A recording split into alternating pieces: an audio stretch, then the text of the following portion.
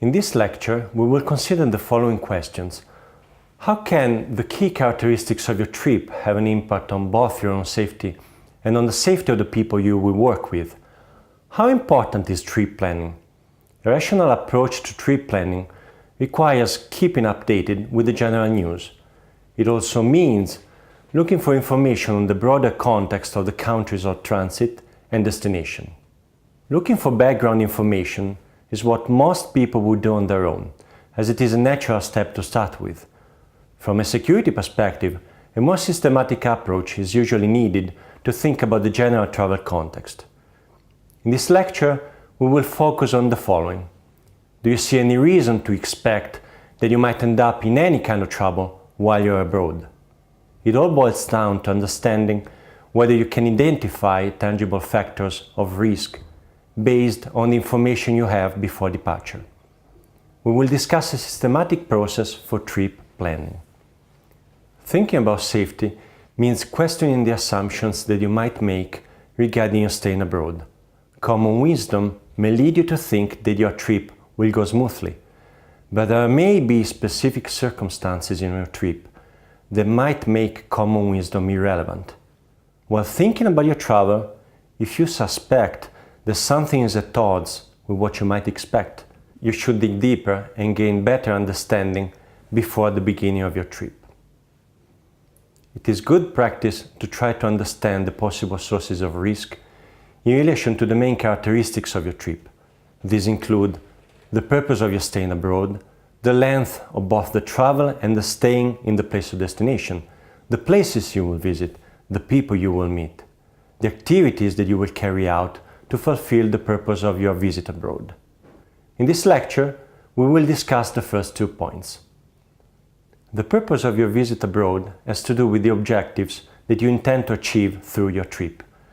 These may include getting to know the local environment, acquiring specific information or data, establishing or following up on local contacts by meeting people, obtaining comments on one's work by giving a seminar or attending a conference, obtaining study credits from exams, stage or internships, getting a job by attending an interview, carrying out a job for which you've already signed up.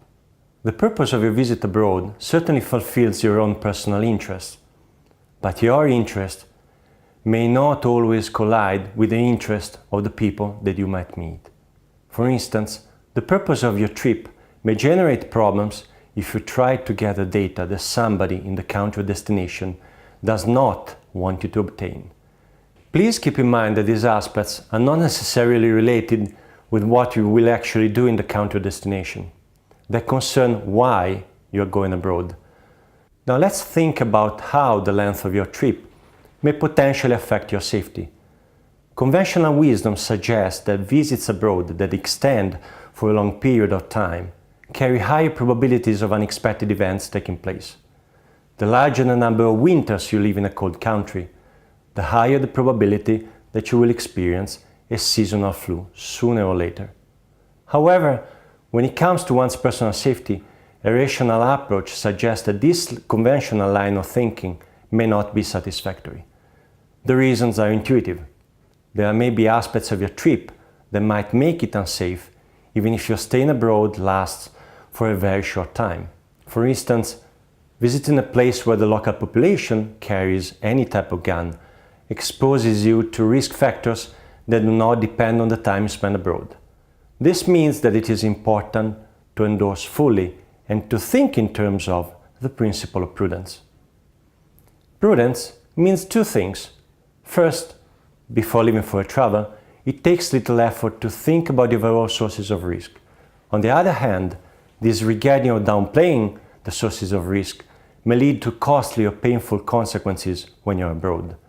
Second, there should be no race to the bottom when you think about the sources of risks from the general travel context.